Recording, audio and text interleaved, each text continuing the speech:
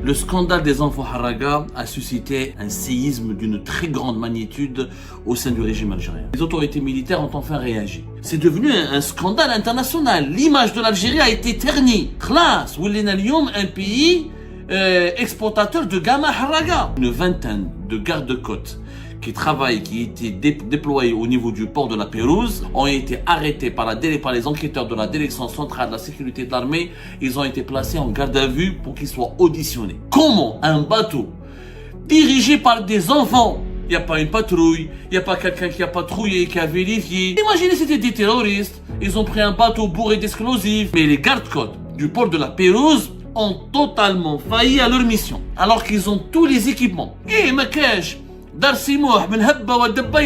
n'importe qui peut rentrer. Oh, mais c'est où il peut sortir. Alors que le ministère de la Défense nationale passe son temps à faire des démonstrations, des exercices en haute mer, et on expose les corvettes, les navires. Le chef d'état-major de l'armée, il est en colère, il sait que ce scandale le discrédite lui-même, parce que l'institution militaire, elle est discréditée. Vous nous chantez tout le temps, nous sommes une puissance régionale où on est capable de protéger le pays. Vous n'étiez même pas capable d'empêcher des gamins de sauver, de prendre un bateau, de se sauver. Le scandale des enfants Haraga a suscité une secousse, un séisme, voilà, un séisme d'une très grande magnitude au sein du régime algérien. Après avoir tenté de manipuler l'opinion publique en procédant uniquement à l'arrestation du propriétaire du bateau, qui a loué son bateau à 7 enfants mineurs âgés en moyenne de 15 ans, entre 15 et 14 ans, le plus âgé d'entre eux à 17 ans, et après avoir ouvert une enquête, une information judiciaire, les autorités militaires ont enfin réagi. Rappelez-vous, et de cela 24 heures, nous avons dit qu'il n'était pas question, cette fois-ci, de sacrifier des pions et de ne pas s'attaquer aux vrais responsables concernés. Peut-être pas impliqués, mais au moins concernés par ce scandale. Le départ, avec une facilité déconcertante, la fuite, cette harga clandestine de 7 enfants depuis le port de la Pérouse, Tamanfoust, l'un des ports les plus sécurisés, les plus militarisés, qui abrite une école nationale de formation des officiers de la marine, des forces navales de l'armée algérienne, qui abrite toute une unité structurée et importante des gardes-côtes algériens. Ça, c'est pas possible. On peut pas laisser passer cela dans l'indifférence générale et s'acharner uniquement sur le propriétaire du bateau ou responsabiliser ou culpabiliser uniquement les parents. Dieu merci, les autorités algériennes ont écouté notre mise en garde et notre cri de colère qui vient du cœur et qui est le cri d'un citoyen patriote, qui aime sincèrement l'Algérie et qui veulent que le pays change et qui veulent que le pays puisse changer pour que ce genre de drame et de tragédie ne puisse plus jamais se reproduire. Parce que c'est devenu un scandale international. L'image de l'Algérie a été ternie, a été salie. Khlas, Wellena Lyoum, un pays exportateur de gamma Haraga.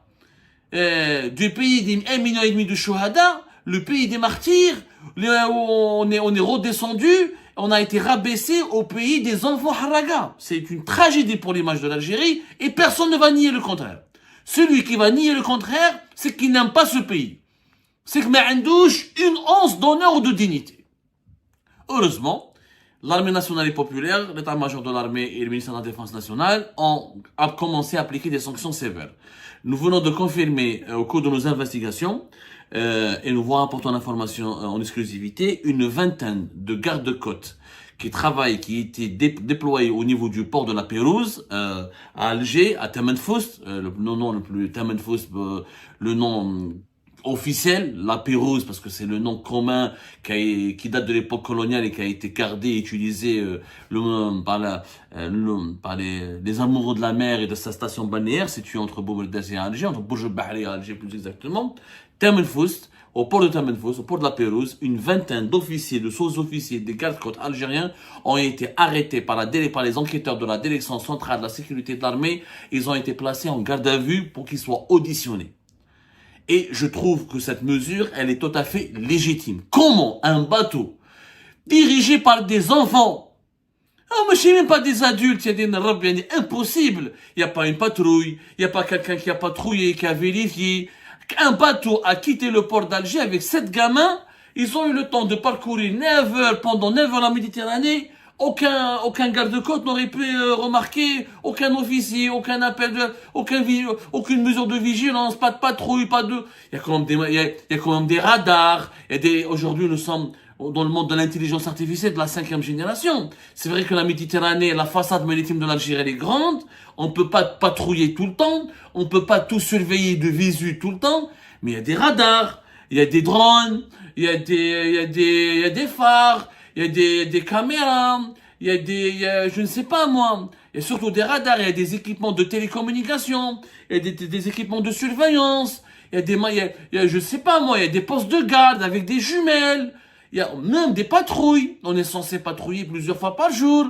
La Pérouse, c'est quand même la première région militaire. C'est Alger. C'est-à-dire que, heureusement, ce n'était que des gamins qui ont pris un bateau qui sont partis. Imaginez, c'était des terroristes. Ils ont pris un bateau bourré d'explosifs pour faire un attentat kamikaze, pour aller depuis la Pérouse vers Alger, commettre un attentat, ou là tuer des gens, s'en prendre à la population algérienne. Cette mesure, je pense, elle est tout à fait nécessaire. Je suis pas pour l'emprisonnement. Vous connaissez ma position, vous connaissez toujours nos valeurs. On dénonce toujours les emprisonnements arbitraires et les incarcérations injustes. Mais les gardes-côtes du port de la Pérouse ont totalement failli à leur mission. Alors qu'ils ont tous les équipements. La marine algérienne, les forces navales algériennes de l'armée nationale et populaire bénéficient de budgets conséquents, significatifs, avec des formations en Italie, en Allemagne, en Russie, dans les grands pays, en Chine, pour avoir tous les moyens maritimes, logistiques et de surveillance pour garantir la sécurité de nos eaux territoriales et de nos côtes. On est l'un des pays méditerranéens qui investit le plus dans la modernisation de ces moyens de surveillance et de ces outils de surveillance des côtes, de ces eaux territoriales. Donc, une vingtaine d'arrestations. On n'a pas le chiffre exact, mais selon nos investigations, presque 20, une vingtaine, entre 20 et 25 arrestations entre officiers et sous-officiers du service national de l'unité des services de l'unité du service national des gardes-côtes du port de la Pérouse. Il faut savoir que dans tous les ports de plaisance, comme dans les ports de commerce, dans tous les ports en Algérie, que ce soit un port de plaisance ou de commerce, il y a une unité des gardes-côtes. Ça, c'est une organisation, où cette unité, il y a des officiers, ils ont des moyens, ils ont des équipements, et s'il y a un manque de moyens ou d'équipements, ils n'ont qu'à le révéler pendant l'enquête pour qu'on détermine la chaîne de responsabilité. C'est au port de la Pérouse, au cœur de la première région militaire, à une trentaine de kilomètres de la capitale Alger. L'unité des gardes-côtes n'avait pas les moyens de détecter des départs suspects ou des bateaux suspects ou des disparitions suspectes de bateaux, ou n'ont pas les moyens de contrôler des mouvements étranges de bateaux au large des eaux territoriales, parce que quand même, ils ont mis 9 heures pour atteindre des eaux territoriales espagnoles et Ibiza. Ils ont dû au moins mettre 3 heures avant de quitter les eaux territoriales algériennes. Il faut savoir que les eaux territoriales, on va faire une enquête là-dessus, on va vous donner des chiffres. La frontière de l'Algérie maritime, elle est au large de la Méditerranée. Nous avons une importante portion de nos eaux, de la Méditerranée. Ça représente les eaux territoriales du pays. C'est la souveraineté de l'Algérie. En même 2 heures, je dirais au moins 2 heures. Peut-être pas 3 heures, mais au moins 2 heures. Donc, il y a quand même un comportement, et une défaille, un comportement suspect de la part des gardes-côtes, une négligence extrêmement suspecte et troublante, et une enquête s'impose. Ces arrestations, ces auditions sont plus que utiles, elles sont nécessaires. Et moi, j'ai eu peur au départ, je me suis dit qu'ils vont juste sacrifier le propriétaire, culpabiliser les parents, essayer de les harceler, de les persécuter pour se venger. Mais non, il y a une enquête sérieuse. En plus, selon nos investigations, l'enquête s'arrête pas là. 2 décisions importantes ont été prises. Il s'agit de suspension. Le commandant des gardes-côtes, du service national des gardes-côtes, le commandant des gardes-côtes a été suspendu. Et le commandant des forces navales de la façade maritime centre a été suspendu. Et ils vont être limogés selon nos sources. Ils vont être limogés. Le haut commandement de l'ANP ne va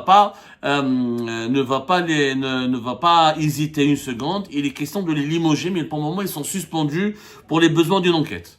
Pour les besoins de l'enquête, alors il s'agit du général Belmihoub Abdelghani, qui est le commandant du service national des gardes-côtes, qui relève du commandement des forces navales de l'armée algérienne, et le premier responsable du groupement territorial des côtes d'Alger, des gardes-côtes à Alger, qui est le commandant de la façade maritime centre, le général Abdelhakim Ouchiche.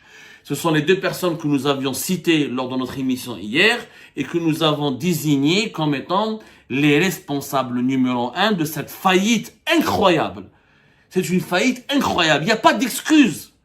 Si c'était des pêcheurs habitués à la mer, que les gardes-côtes avaient l'habitude de croiser au large parce ils pêchaient, etc., et que ça leur arrivait de s'éloigner, on les oubliait, ça, on peut le comprendre. Ça, c'est des gamins. 7 gamins sur un bateau qui quittent l'un des ports les plus fréquentés, les plus surveillés du pays et personne ne les a vus. Ah, c'est une faillite totale. C'est-à-dire, encore une fois, que si demain, des puissances étrangères ou des groupes armés terroristes veulent nous attaquer, ils doivent la Pérouse. C'est même pas la peine de dormir en Gaza ou en Sahara. Ils tuent la Melbha directement ou khlas. Eh, ma cache. Dar Simouh, ben Habba wa Dabba yidkhol. N'importe qui peut rentrer. Oh, mais oui, il peut sortir. C'est vraiment leur suspension, je pense c'est une sanction, mesure disciplinaire qui s'imposait. J'espère qu'ils seront soumis à une enquête. Parce qu'on a envie, bien sûr, il faut être juste, il faut donner la parole à tout le monde. Moi, je suis pas juge, hein, je suis que journaliste, mais bien sûr, ce dossier, on va essayer d'accéder à toutes les informations, on fera de notre mieux pour accéder à toutes les informations importantes, mais il faudra écouter toutes les parties, il faudra que nous demandons une enquête impartiale, juste et rigoureuse. Il faut écouter toute la chaîne de commandement des gardes-côtes algériens pour qu'ils nous expliquent, selon eux, pourquoi, selon ces dirigeants, pourquoi, et selon ces officiers supérieurs, pourquoi il y a eu cette faillite. Pourquoi les Haragas en Algérie arrivent à quitter par dizaines et des centaines de bateaux par jour pour rejoindre avec une facilité déconcertante l'Espagne. Il y a les moyens, alors que le ministère de la Défense nationale passe son temps en face des démonstrations, des exercices en haute mer, et on expose les corvettes, les navires, les patrouilleurs les plus modernes. Et ce sont des milliards de dollars qui ont été accordés aux forces navales algériennes. Donc il n'y a pas de manque de moyens, il y a davantage un manque de bonne gouvernance, un manque de bonne gestion, de bon management, et un commandement totalement déficitaire, défaillant, catastrophiquement mauvais. Et là, des sanctions s'imposent naturellement à la suite d'une enquête qui doit être impartiale, juste et rigoureuse. On ne demande pas à ce que des limogeages ou des emprisonnements soient décidés pour calmer la colère populaire ou parce que le chef d'état-major de l'armée il est en colère, il sait que ce scandale le discrédite lui-même en tant que chef d'état-major de l'armée, parce que l'institution militaire, elle est discréditée. Vous nous chantez tout le temps, nous sommes une puissance régionale où on est capable de protéger le pays. Vous n'étiez même pas capable d'empêcher des gamins de prendre un bateau, de se sauver. C'est quand même, ça la fout mal quand même. C'est quand même déstabilisateur. Donc, mais il faudrait qu'on s'éloigne de l'émotion. Il n'est pas question de vengeance, ni de revanche, ni de punition décidée sur le coup de la colère ou de l'émotion. Il faut une enquête rigoureuse pour déterminer le niveau de responsabilité dans ce scandale inédit. Je dis bien inédit parce qu'on n'a pas vu de cas similaires à travers les autres pays méditerranéens où des enfants de 14-15 ans prennent un bateau et quittent leur pays le plus normalement du monde, comme s'ils étaient dans un club de vacances ou dans un camping, et ils vont rejoindre un autre pays au bout de 9 heures de traversée de la Méditerranée. Selon nos informations aussi, c'est que le commandant des forces navales, le numéro 1 des forces navales et de la marine militaire algérienne, a reçu un avertissement et il risque d'être limogé, il risque d'être lui aussi sanctionné. Pour le moment, il a reçu un avertissement, il n'a pas été suspendu comme les deux autres ses collaborateurs subalternes, le commandant du service national des gardes-côtes et le général responsable de la façade maritime centre, qui lui, il est vraiment, on aimerait vraiment qu'il nous explique, et ça, cette faillite, hein. C'est le responsable de toute la façade maritime du centre du pays. Je sais pas si vraiment il est conscient de la gravité de la situation. Alors, ces mesures démontrent qu'il y a une prise de conscience au sein du pouvoir algérien, que les dirigeants algériens ont compris, c'est pas de la rigolade, c'est pas un simple fait divers, ce n'est pas un simple incident, comme le disait, le rapportait, le révélait, le tentait de nous le faire croire le Khabar, le quotidien arabophone, c'est pas vraiment qu'un événement qui nous fait rire, ça ne fait pas du tout rire, ça devrait nous faire pleurer. Non seulement c'est une atteinte à l'image du pays, c'est une atteinte à son honneur, c'est aussi une atteinte à sa sécurité nationale. C'est une affaire de sécurité nationale, Esma. Les départs, les sorties et les entrées dans notre espace maritime qui est devenu un gruyère, on dirait un fromage qui est troué, un fromage perforé de partout, c'est extrêmement inquiétant. Ça veut dire que les réseaux criminels, de trafiquants d'armes, de trafic de drogue, ou les puissances étrangères, quand ils voudront nuire à la sécurité nationale, sommes-nous suffisamment bien protégés? Un bateau qui quitte l'un des ports, encore une fois, si c'était un port de pêche à l'extrême ouest ou à l'extrême est, ou un port de pêche où c'est des pêcheurs avec un chalutier, et ils ont l'habitude de prendre le large et ils profitent d'un moment d'inattention. Là, c'est des gamins qui ont pris, des gamins de 15-15 ans, qui ont pris le bateau depuis un port stratégique sur le plan militaire, où il y a une importante unité des gardes-côtes, il y a une école de formation des officiers des gardes-côtes et de la marine et des forces de la marine. C'est comme si quelqu'un va prendre Mars al-Kébir, qui est la base militaire navale. C'est comme si quelqu'un militaire, il dit un bateau, il a Mars al-Kébir. Oh! Mais là, c'est quelque chose, il y a une faillite. Il y a une défaillance.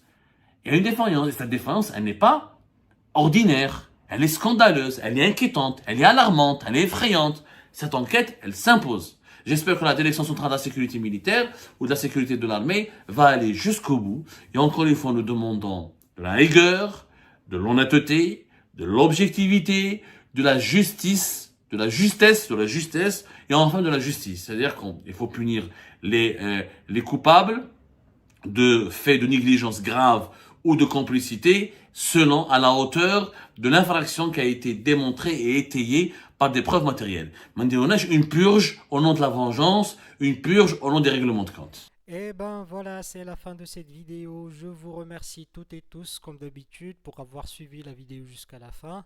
N'oubliez pas de nous laisser vos commentaires et vos réactions sur le sujet de cette vidéo et de partager le contenu si ça vous intéresse. Et je tiens toujours à remercier nos abonnés et les personnes qui réagissent de façon régulière sur nos vidéos et qui nous suivent et qui nous laissent des commentaires. Donc merci beaucoup pour votre dynamisme et pour votre sens de partage et de discussion. Donc voilà, sans vous, ce contenu n'a pas vraiment de valeur sans cette communauté qui ne cesse de s'accroître. Donc merci beaucoup et à la prochaine dans une nouvelle vidéo. Au revoir.